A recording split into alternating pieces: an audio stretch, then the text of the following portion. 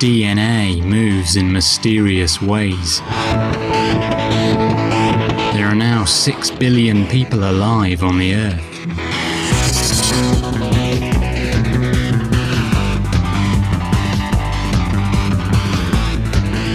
Our numbers are everywhere, carving and shaping the entire world.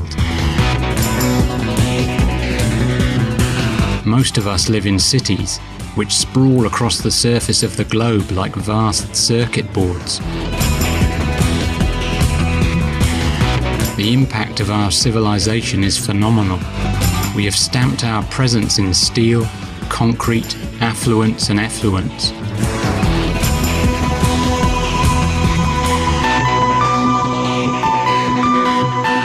Cities beguile us with their splendor. Information bombards us at every turn. It's easy to lose yourself in a city.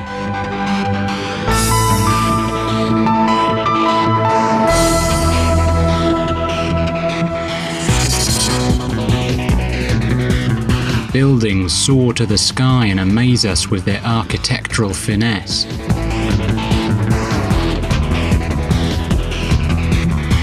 The holy grail of city-based consumerism is the automobile. Worldwide, we drive 600 million of them, often in a congested frenzy. That many cars have 3 seats empty is beside the point. Consumer freedom is the name of the game here.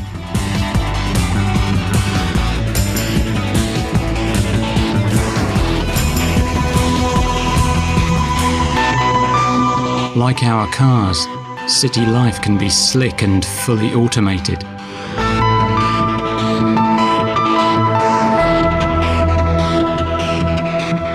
We have no time to hang around. We have places to go and people to see.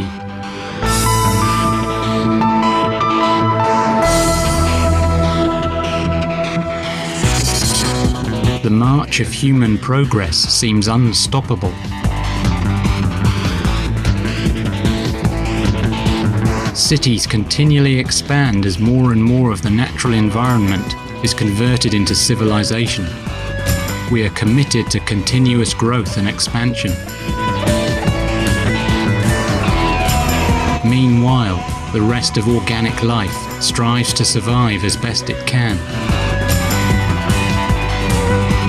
We may be oblivious to other organisms such as plants, finding man-made structures far more intriguing. And yet if this urban tree had been crafted by human hand, it would doubtless be lauded as a fine work of art.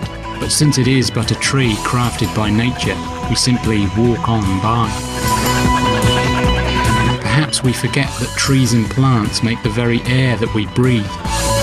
Perhaps we forget that our lives depend upon the biological intelligence, like photosynthesis, evinced by other organisms. Perhaps then, it's time we city dwellers began to reacquaint ourselves with nature. It's probably fair to say that a growing number of people feel disaffected with modern life. It's a bit like that movie The Matrix. There's a kind of nagging suspicion that there's something fundamentally wrong with human culture, that we've missed something, that modern values don't really lead anywhere. Maybe we've been holed up in cities for too long and this is the cause of our unease. Or maybe the cult of consumerism has had its day and we're looking for a new set of values and aspirations. Or maybe it's simply that modern science and religion have failed to imbue our lives with real meaning. Maybe, though, the root cause of our ills lies in our relationship to nature. And by nature, I mean the biosphere in which we're embedded. Whereas our ancestors lived in close proximity to the earth, both physically and spiritually, modern life, city life, seals us away from the rest of the biosphere. We end up viewing the biosphere primarily as a set of resources to be exploited as much as we can and for as long as we can. Maybe it's this kind of attitude towards life on Earth that we take it for granted and act often in ecologically destructive ways. Maybe it's this that lies at the heart of the spiritual malaise that many of us feel.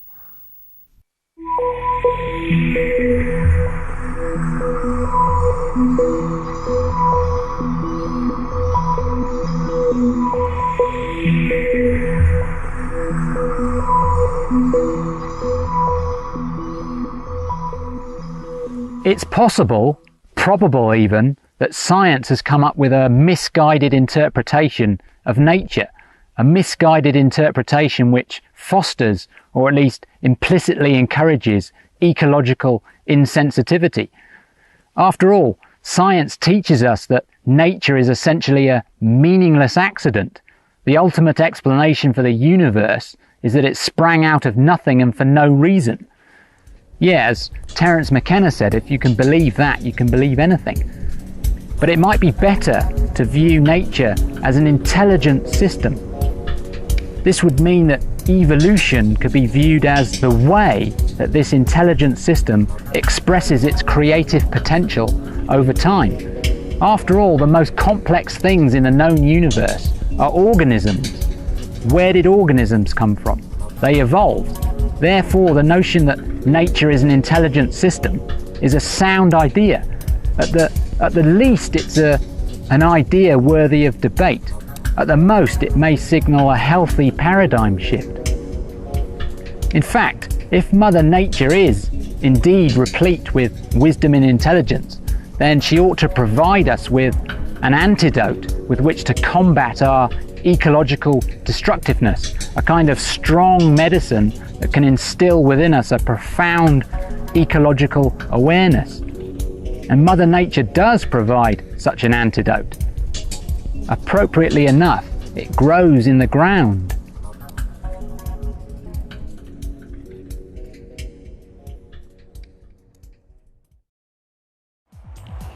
Fungi are perhaps the most earthy of organisms. They can appear in many strange shapes and colours. The bulk of their body lies under the ground or inside dead wood and consists of a network of mycelial threads. What we commonly call mushrooms are the fruiting structures of fungi, which burst into the open air in order to distribute their spores.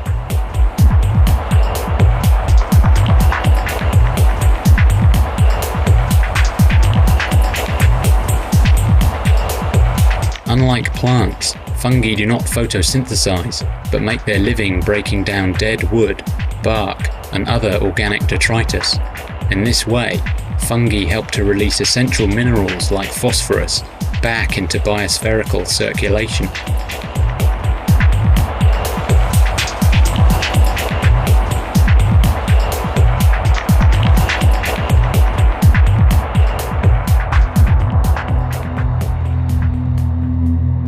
Despite dwindling habitats, there is one kind of fungus which has managed to thrive by the wayside.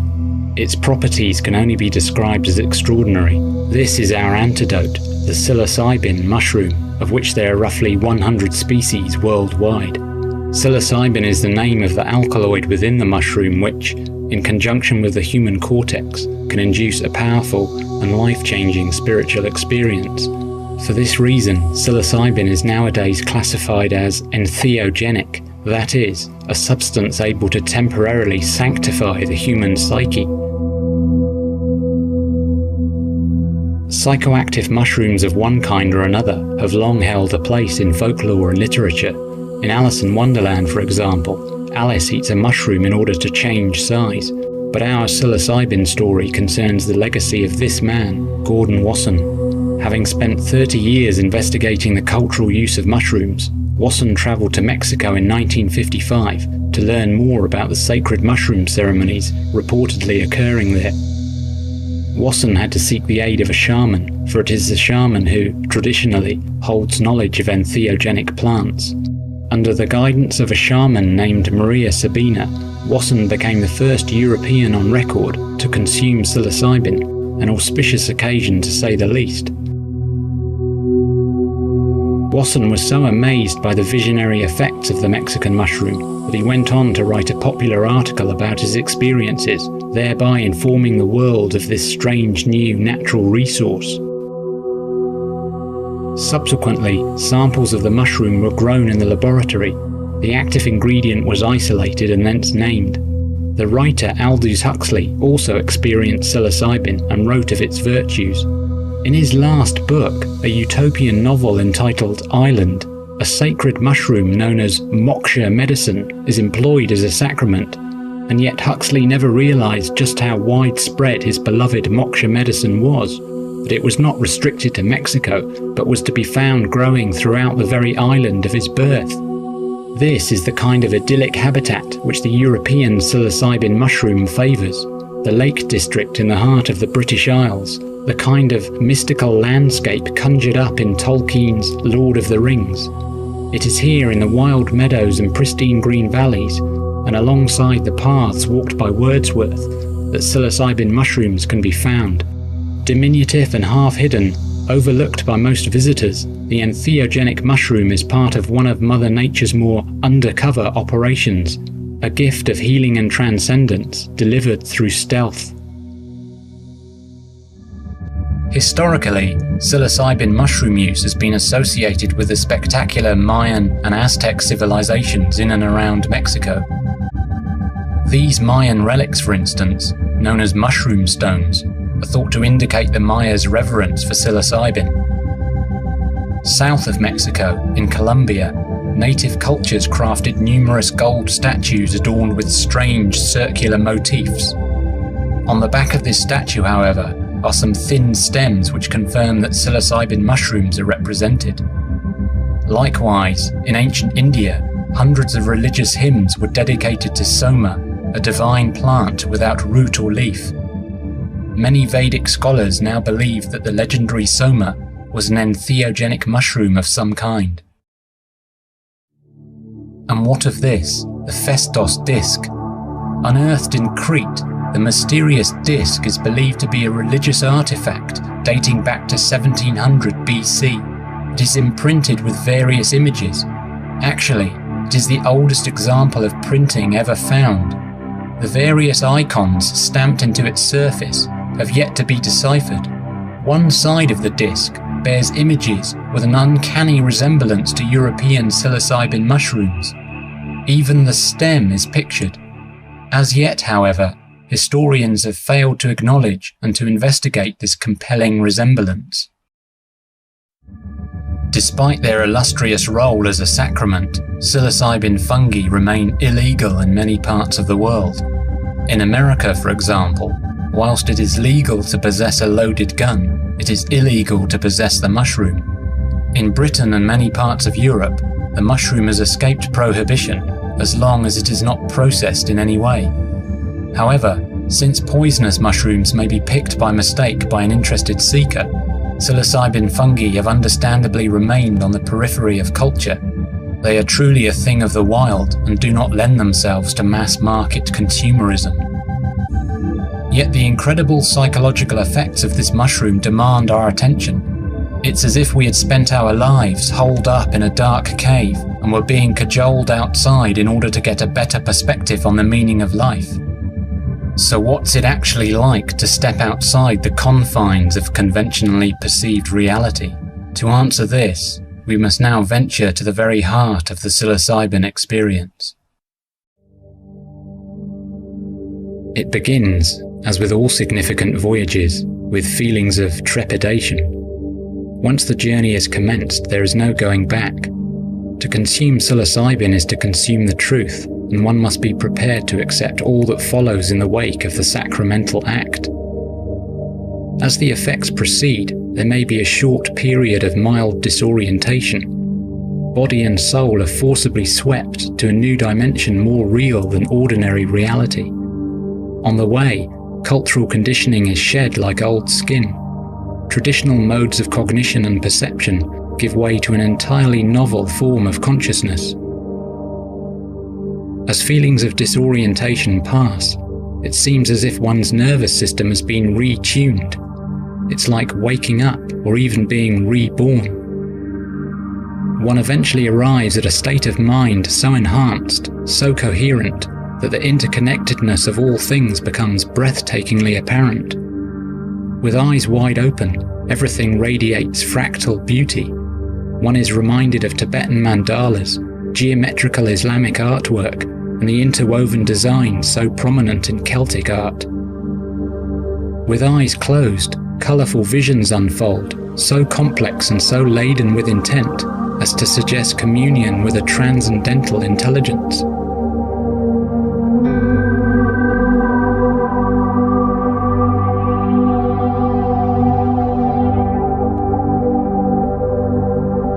As the journey continues, there is a tremendous feeling of being empowered, of being privy to the miracle of the living moment. Profound insights flow through the opened mind.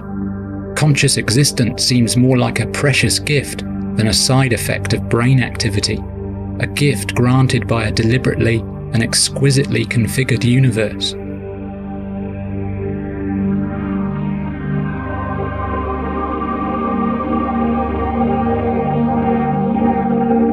One is thrust deeper and deeper into the mystery of being.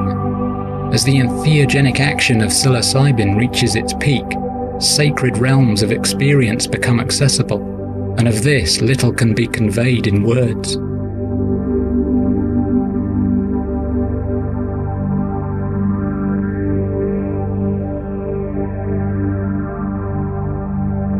We are not alone and isolated. Nothing is isolated. We are each a uniquely evolving pattern of energy and information, born within a vast system of purposeful intelligence, which we call nature.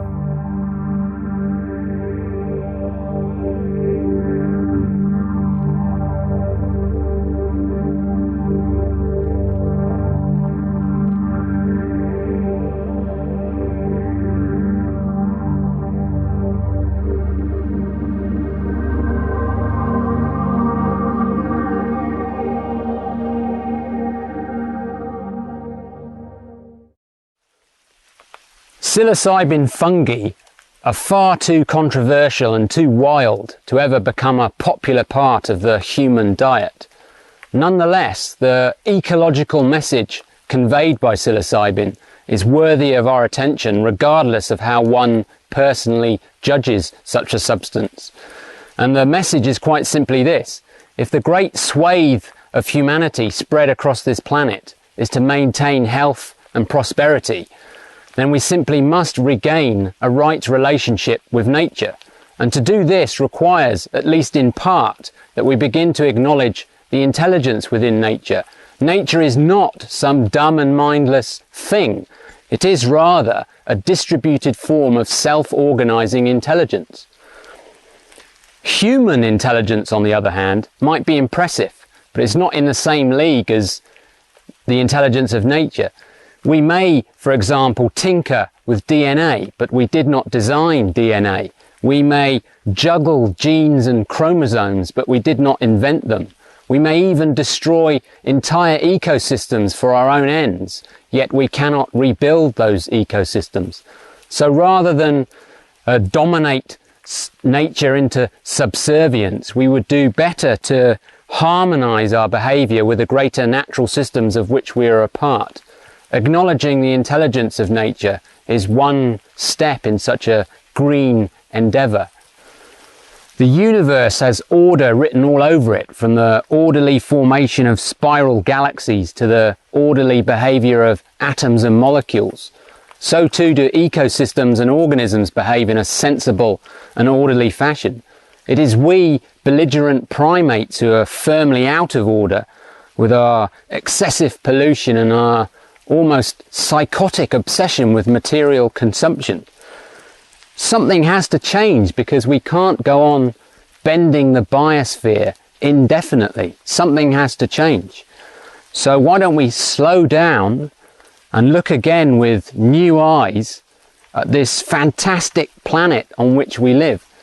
Maybe we never left Eden after all.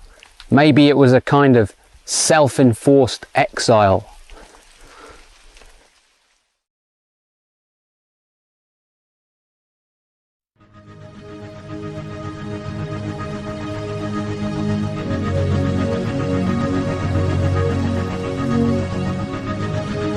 It is indeed a fantastic planet. The Philippines, for example.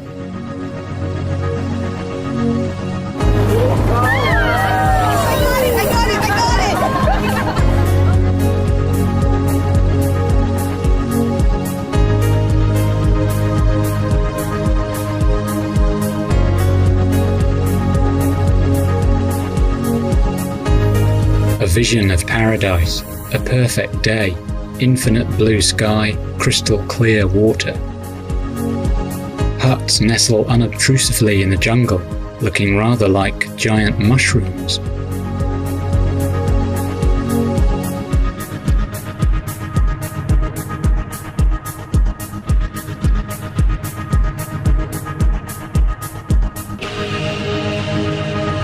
The oceans here are teeming with life, in all shapes and sizes. I named this strange fellow the toadfish. Its Latin name probably has less of a ring to it. An inventive crustacean, faithfully obeying the instructions on the container, for external use only. And the real star of the show, our brilliant sun, powering the biosphere from a distance of 90 million miles.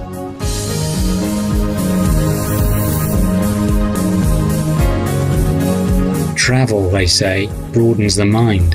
It certainly makes us aware of the diversity of the Earth's living surface.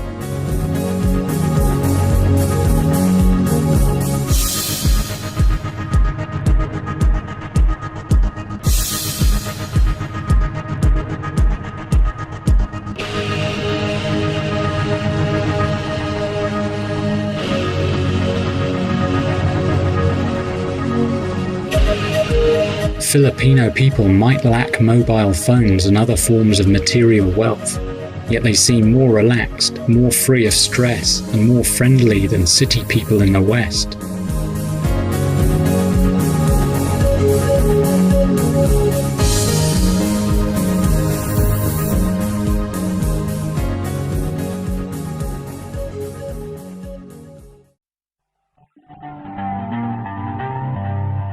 America. America, the ancient continent, is bigger and more formidable than America, the modern idea.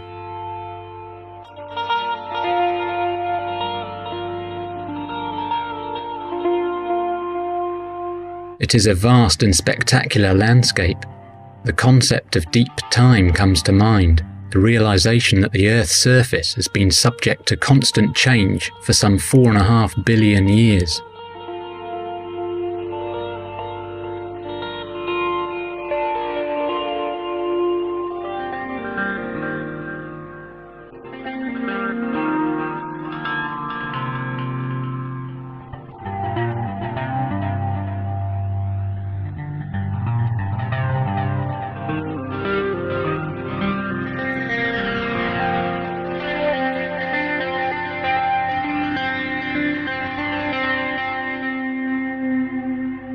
Yosemite National Park. There are no shopping centres here, no banks, no skyscrapers, no billboards, just nature pure and simple.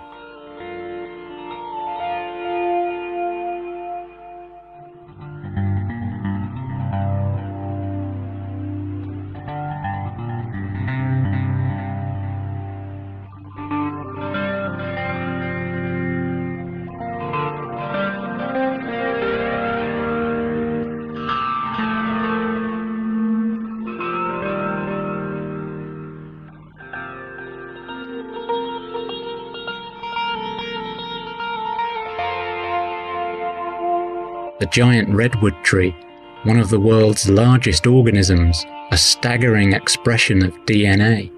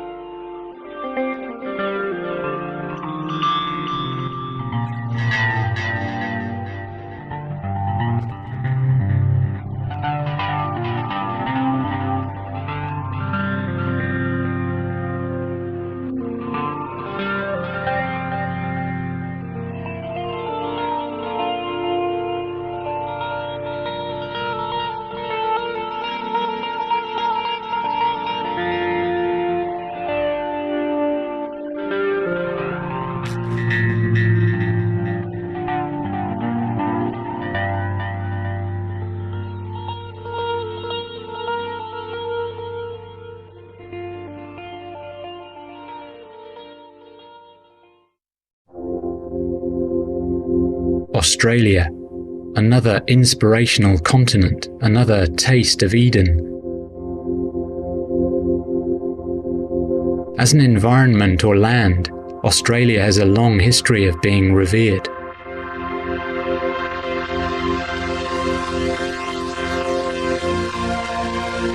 There's nothing like a walk in a Queensland rainforest to shake off the city. You are surrounded by a compact web of organisms, all feeding back upon one another in sensible ways. The result is a healthy and self-balancing ecosystem, the very essence of what the biosphere is all about.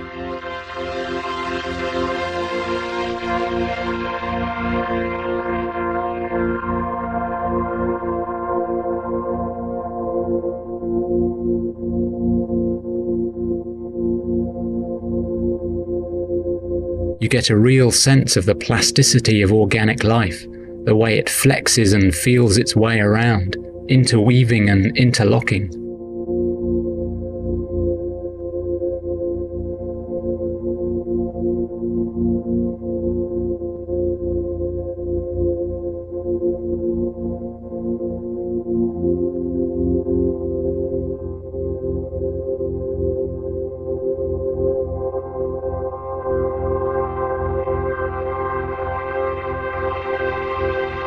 More exquisite expressions of DNA, from the angelic and the sublime to the cuddly and sleepy.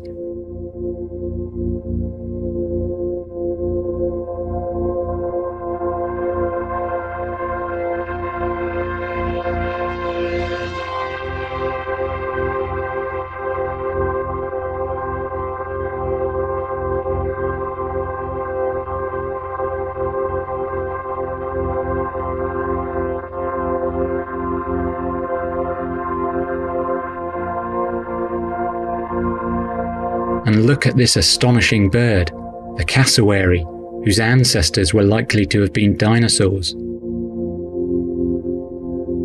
How does it manage to generate those iridescent colours on its neck? Somehow, its DNA has learnt to synthesize them from the fruit that it eats. Could we really imagine a clever chemist performing the same trick?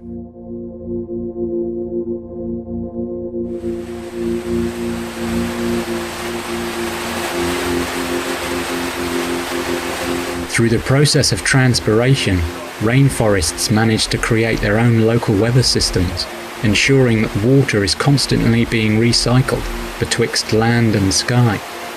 Destroying a rainforest interrupts the cycle and can leave a landscape dry and devastated. For some reason, this knowledge seems lost on many developers.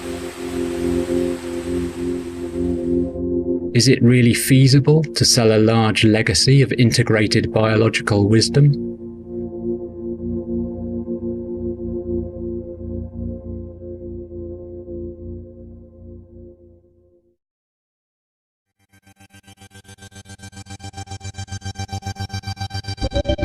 Fiji, in the South Pacific, gives us another glimpse of what the biosphere looks like when it has not been plundered and overridden by human civilization.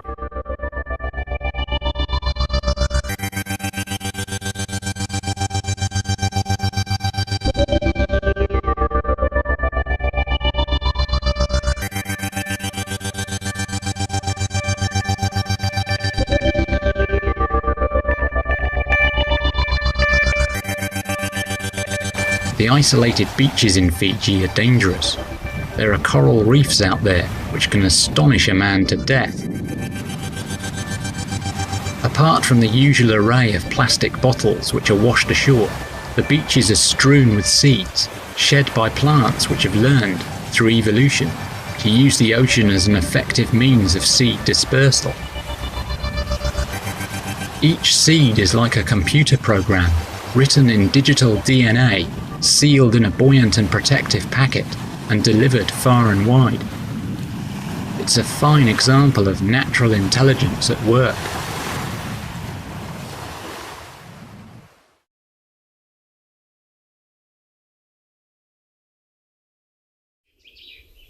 Paradise would not be paradise were it not for natural intelligence. The reason life is such a sensibly coordinated phenomenon is precisely because life is woven from natural intelligence. This is one of the things which psilocybin seems to make very clear. Biological science also reveals the intelligence within life, only most biologists tend to overlook it. What we call DNA can be said to represent natural intelligence in a compressed and encoded form. The natural intelligence within the DNA of this giant redwood tree pine cone, for example, is what can transform these small individual seeds into the largest trees on the planet. There is information in here on cell reproduction, differential cell function. There's information on how to build roots, shoots and protective bark. There's information on how to construct pine needles with their ability to photosynthesize. There's information on how to store and distribute energy for thousands of years, which is how long redwood trees can live for. There's information on how to fight off infections, information on how to transport water from the ground up to a distance of 250 feet or more, even information on how to make more of these pine cones. It's all very clever stuff. Some botanists will spend their entire careers learning about the biological wisdom accumulated by just this one species. And yet for some strange and peculiar reason, natural intelligence remains completely and utterly unacknowledged by science. On the other hand, we've all heard of artificial intelligence, clever robots, smart computer systems, that kind of thing. Yet natural intelligence is precisely the thing that artificial intelligence seeks to mimic. Organisms can be considered expressions of natural intelligence, wired together with protein and amino acids, just as a clever robot is an expression of artificial intelligence, wired together with silicon and copper wire. Take this ant, for example. Its complement of biologic, honed, refined, and hardwired through millions of years of evolution, is palpably intelligent. Ants can metabolize, respire, reproduce, locate food, build communal nests, and learn about new terrains. They can even communicate with one another in a chemical language. In other words, everything about their biological and behavioral makeup is sensible and intelligent to a certain degree. If this were not so, they would not be fit and would not exist.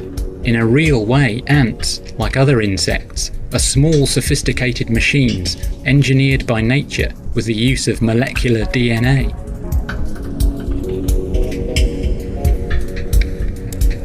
Beetles, a fine and rightly acclaimed group, but still overlooked by those who are not of an entomological persuasion. Imagine that this beetle had been cunningly designed by a team of artificial intelligence engineers working at the prestigious Massachusetts Institute for Technology. It would be acclaimed by the world. The public would be deeply impressed by man's capacity to craft such a machine. And yet, since it is but a biological beetle constructed by nature, we don't give it a second glance.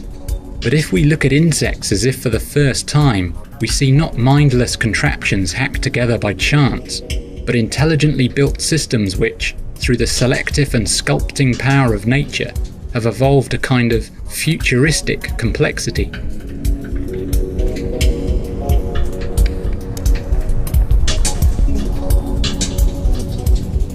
Flying is not to be sniffed at either. After all, it took our species more than 100,000 years to work out the aerodynamic equations necessary for heavier-than-air flight. Insects take to the air with ease. Bees are such consummate flyers that some species can attain speeds of 45 miles per hour. Weight for weight, they can produce the same power output as an aircraft piston engine and can fly 2 million miles per gallon of honey.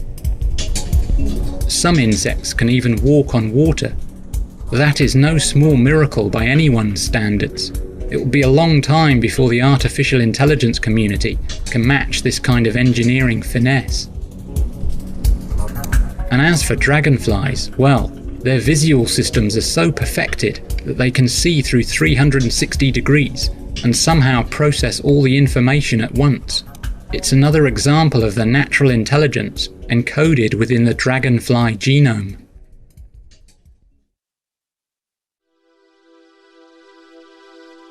There are seemingly no limits to what natural intelligence can achieve in the biological domain.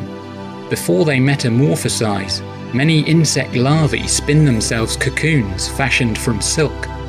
In terms of weight, silk is stronger than steel. The spinneret mechanism within the larvae, through which protein molecules are carefully arranged so as to form and distribute silk, can only really be appreciated as an instance of natural intelligence. So too do the larvae's acrobatic talents indicate the intelligence hardwired into its DNA. Metamorphosis is remarkable. It demonstrates the sheer transformative power of DNA. To reorchestrate this precise arrangement of 1 billion cells into this precise arrangement. If one encounters a butterfly whilst under the influence of psilocybin, it can be an almost mythical event. Futuristic machines is an understatement.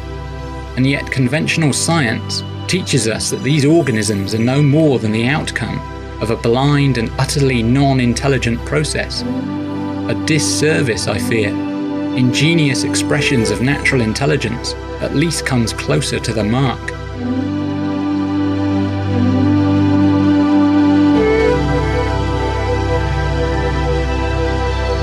Unfortunately, global warming is endangering these delicate miracles.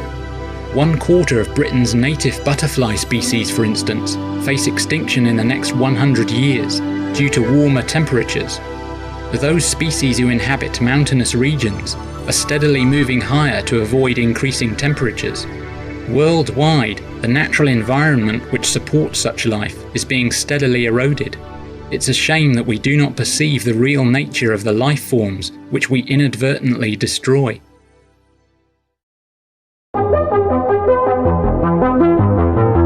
The plant kingdom is also worth a reappraisal. The entire web of life, ourselves included, depends upon a fundamental example of natural intelligence embodied by our botanical friends here, namely photosynthesis, the process through which sunlight is converted into metabolic energy. All plant species perform this feat regardless of what morphological form they take. Photosynthesis represents the tree of life's primary technology, a technology learned through evolution. As natural technologies go, photosynthesis is highly advanced. It is hard to get your head around what a photon of light actually is, let alone imagine how to capture one and borrow its energy. Yet plants do just this by making use of chlorophyll and an array of advanced nanotechnological machinery. Leaves are the structures which carry out photosynthesis. They are nature's solar panels, ensuring that the biosphere remains plugged in.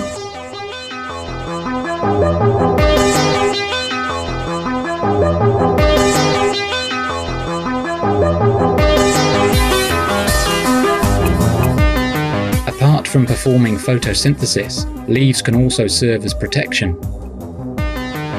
The Venus flytrap has gone further and has evolved leaves which can capture and eat insects, a notion that was originally rejected by 19th century botanists as being far too outrageous to be true.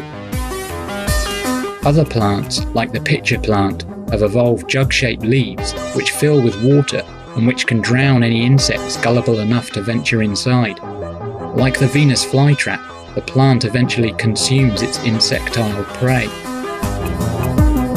It is somewhat odd, then, that we will not generally perceive a leaf as embodying intelligent design, whereas we clearly perceive intelligent design in a piece of litter.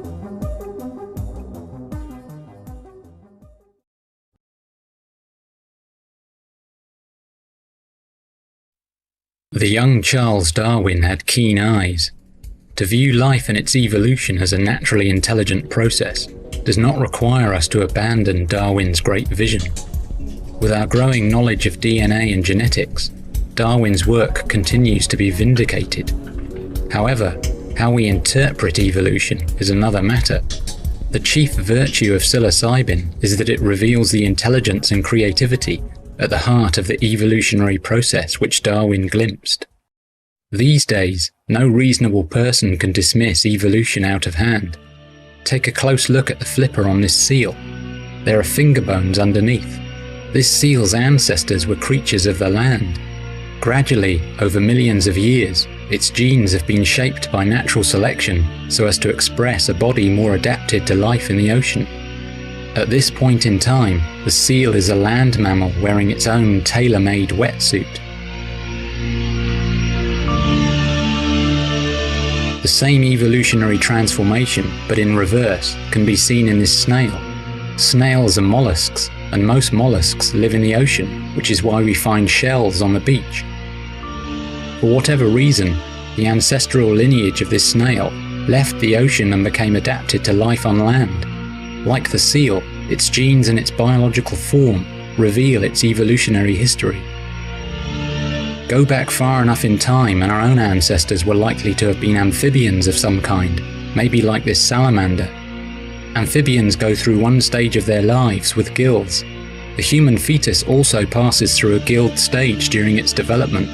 This clearly demonstrates our own evolutionary history. Our closest living relatives are other primates who share much of our own DNA. Human DNA codes for a bigger brain than other primates. The problem is, we have now elevated our big brains above all else. We think we are smarter than nature. Design, purpose and creativity are capabilities ascribed only to ourselves. And yet seals, snails, salamanders, monkeys and any other creature you care to mention are, biologically speaking, impressively designed. Thus, we must admit that design, purpose and creative engineering are all properties of evolution, a process which preceded our own ability to design and to create. Given that evolution builds up complex and eminently sensible biological structures, demonstrates that evolution is essentially a learning process and not dumb and mindless as science teaches us. Through evolution, nature authors intelligent solutions to the problems of living. Instead of books, the intelligent solutions are transcribed in DNA, and since DNA is mutable, improvements and re-editing can always be achieved. DNA that is senseless is terminated, whereas DNA which makes more sense is favoured or selected. If organisms and their environment are considered as a totality or continuum, then nature is clearly a wonderful system of self-organising intelligence. It's also worth bearing in mind, of course, that the original formation of DNA and its progressive evolution are written into the very laws of nature. The universe is quite literally a life support system, even a consciousness supporting system. These are facts with many profound implications. We are so in love with our own intelligence that we confer prestigious awards upon those who discover the intelligence within nature. James Watson and Francis Crick, for example, are revered to this day for their discovery of the exquisite double helix structure of DNA. Nature, on the other hand, received no accolade whatsoever, despite teaching Watson and Crick all that they knew. In a similar way, we are more likely to be impressed by shiny biotechnological machines that can chop and change DNA than we are with the biotechnological properties of DNA itself. And so, as ever, natural intelligence remains unsung. Most of my psilocybin journeys have been out in the wilds of the Lake District in Snowdonia, where the mushroom tends to grow during the autumn. Locating and consuming them always feels like an involvement in some kind of subtle organic alchemy. Psilocybin is recognized by the human cortex and integrated into its neuronal architecture. The result is a kind of retuning, after which information broadcast from some otherwise occluded source becomes suddenly very much accessible. Nature then becomes like a wise teacher, and it was this intimate bonding with nature and the overwhelming impression that nature is more alive, more precious and more mysterious than we think that inspired this film. And although the mushroom is certainly not for everyone, the deep ecological awareness which it can convey is for everyone. It is the message which counts. In my opinion then, to really get a sense of natural intelligence, to really feel it, requires that we find the time to take leave of the city and visit those pristine areas of wilderness which still remain on this turbulent planet. For it is only by immersing yourself in nature that you can really begin to sense its true value. And so I will leave you with a walk on the wild side here in the UK. It's time we all rediscovered our roots.